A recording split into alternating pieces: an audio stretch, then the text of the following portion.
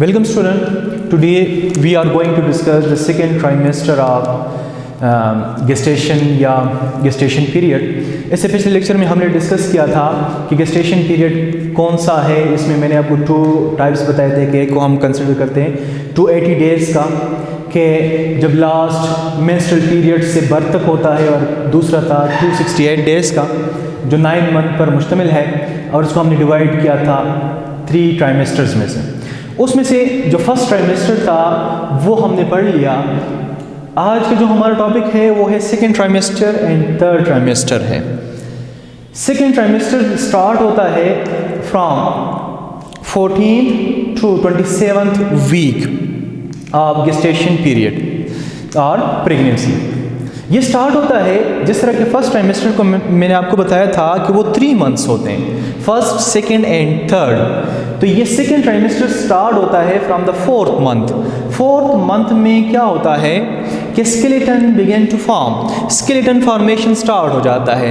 Actually जो cartilage है वो बोन में कन्वर्ट होना स्टार्ट हो जाता है ताकि कंप्लीट एक स्केलेटन सिस्टम बन जाए. दूसरा कि हेयर बनने भी स्टार्ट हो जाते हैं, हेयर फॉर्मेशन भी हो जाता है. और इस 4th मंथ में जो फीटस है, जो एम्ब्रियो कन्वर्ट हुआ था एक फीटस में, वो foetus just like human profile इसका कंप्लीट बन जाता है, और वो क्या हो जाता है, बिल्कुल ह्यूमन की तरह दिखता है. उसका साइज़, हेड का साइज़ जो है वो भी थोड़ा सा रिड्यूस हो जाता है बॉडी के हिसाब से. फिर इसमें जो इम्पोर्टेंट पॉइंट है ये नोट करें, इम्पोर्टेंट MCQ है कि 15 वीक ऑफ प्रेगनेंसी में जो सेंसरी ऑर्गन्स है वो भी क्या हो जाता है, कंप्लीटली डेवलप हो जाते हैं. सेंसरी ऑर्गन जो सेंस करता है, ठीक, मतलब कि इसमें वो भी शामिल है जो हमारे सेंसरी रिसेप्टर्स हैं. मतलब कि जितने भी हमारे सेंसरी ऑर्गन्स हैं वो कंप्लीटली डेवलप हो जाते हैं 15th वीक में. फिर 16th वीक में क्या हो जाता है, जो फीटस होता है वो टर्निंग स्टार्ट कर लेता है इनसाइड द यूट्रस. मतलब कि यहाँ पर क्या होता है, active moments of the foetus जो है वो ज़्यादा फील होते हैं. कौन से में, 16 वीक ऑफ प्रेगनेंसी में. तो ये 4th मंथ था. अब 5th मंथ में क्या है कि जब एंड होता है 5th मंथ का, तो हर बीट जो है वो हम सुन सकते हैं. ठीक, डिफरेंट इंस्ट्रूमेंट को यूज़ करते हुए हम हार्ट बीट सुन सकते हैं 5th मंथ के एंड में. मतलब कि हार्ट का जो पंपिंग है वो वेल डेवलप हो गया है, हार्ट वेल डेवलप हो गया है. और उसका फंक्शन प्रीवियस लेक्चर में मैंने आपको बताया था कि वो क्या करता है, ब्लड को पंपिंग करता है. लेकिन नॉर्मल ह्यूमन की बजाय हम कहते हैं कि वहाँ पर जो आर्टरीज होती है वो आर्टरी डीऑक्सीजनेटेड ब्लड क्या कर लेता है, वो पंप करता है, और ऑक्सीजनेटेड ब्लड जो है वो वीन्स में आ जाता है. इसके बाद सेकेंड ट्राइमेस्टर का जो 6th मंथ है उसमें क्या होता है, जो आईलिड्स है वो सेपरेट हो जाते हैं एक दूसरे से. ठीक, मतलब कि आई फॉर्मेशन, हेड का जो स्ट्रक्चर है वो कंप्लीट बनना स्टार्ट हो जाता है. आईलिड्स भी सेपरेट हो जाते हैं, और जो आई लैशेज है वो भी फॉर्मेशन स्टार्ट हो जाता है. यहाँ पर जो बार बार MCQs में आते हैं, पूछते हैं वो साइज के 6th मंथ में या the end of the second trimester जो है वो फीटस का साइज कितना होता है. तो at the end of the second trimester या in the 6th month the size of the foetus become 30 centimetre. ठीक, 30 सेंटीमीटर और 30 to 40 सेंटीमीटर वेरी करता है इन डिफरेंट फीटसेस. वेट भी नोट करना, ये भी MCQ में पूछते हैं कि वेट ऑफ द फीटस होता है 0.7 kg तक हो जाता है. और फिर इसके बाद फीटस जो है वो एक्टिव मोमेंट जो है उसका मोर स्ट्रांग हो जाता है आफ्टर 6 मंथ.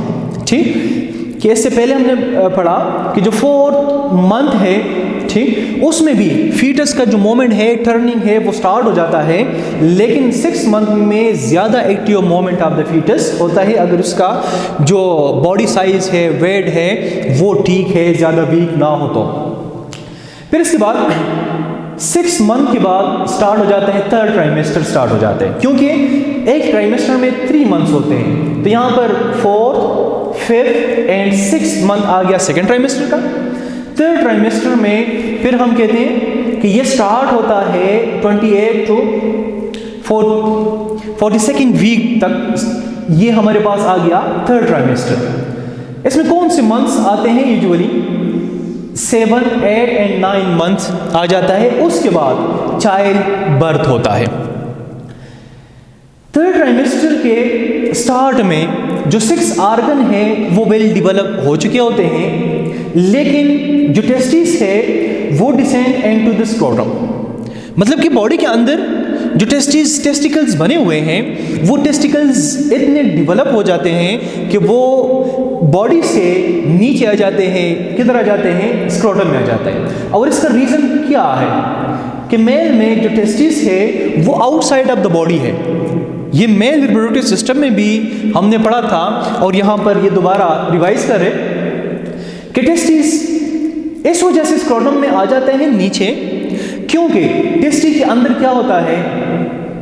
स्पर्म प्रोडक्शन होता है और स्पर्म के लिए जो टेम्परेचर चाहिए वो 35 डिग्री सेंटीग्रेड है।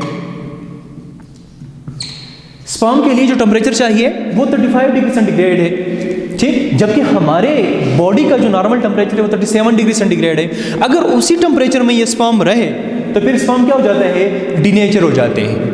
स्पर्म की जो एक्टिविटी है उस पर असर होता है। तो नेचर ने क्या कर दिया? नेचर ने वो जो टेस्टिकल्स है जहां पर स्पर्म ने बनने हैं वो आउटसाइड ऑफ द बॉडी क्या कर दिया? अरेंज कर दिया। ये मेल की कैटेगरी की बात है। अगर फीमेल है वो फीटस, तो फीमेल में जो ओवरीज है वो इनसाइड द बॉडी ही रिटेन रहते हैं। मतलब कि वो आउटसाइड ऑफ द बॉडी नहीं आते। फीमेल में ओवरीज अपनी जगह पर आ जाते हैं at the side of the uterus. फिर इसमें जो इंपॉर्टेंट पॉइंट है वो है ग्रोथ।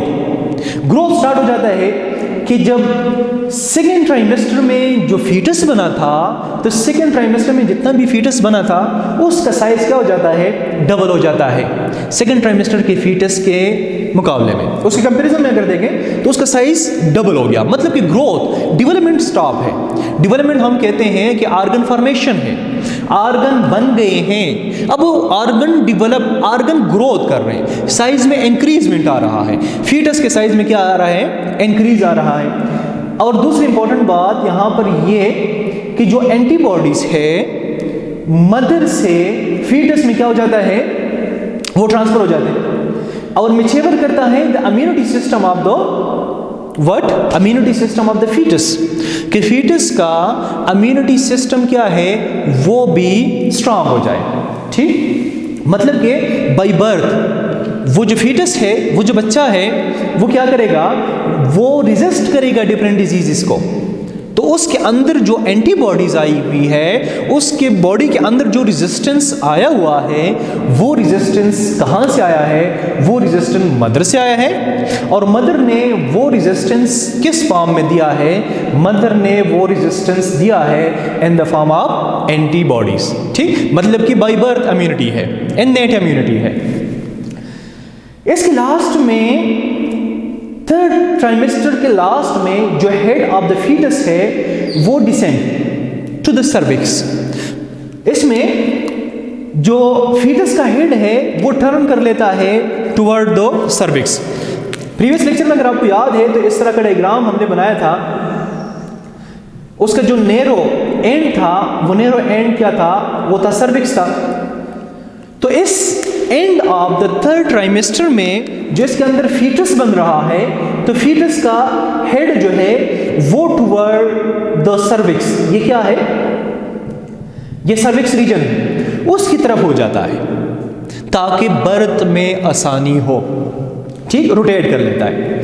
और इसमें and of the third trimester में जो सबसे इंपॉर्टेंट बात है वो ये बात है लिखना, ये एमसीक्यू में भी पूछते हैं, ठीक, कि size of the foetus in the last या इन द थर्ड ट्राइमेस्टर वो कितना होता है? साइज वो 50 सेंटीमीटर तक पहुंचता है, ठीक। राउंड अबाउट 50 सेंटीमीटर, या हम कहते हैं कि 19 to 20 इंचेस फीटस का साइज बन जाता है उस बेबी का। दूसरा एमसीक्यू ये है कि वेट ऑफ द फीटस या वेट ऑफ द बेबी कितना होता है? वो होता है 2.5 to 4.8 kg तक होता है, ठीक। उसके बाद क्या होता है?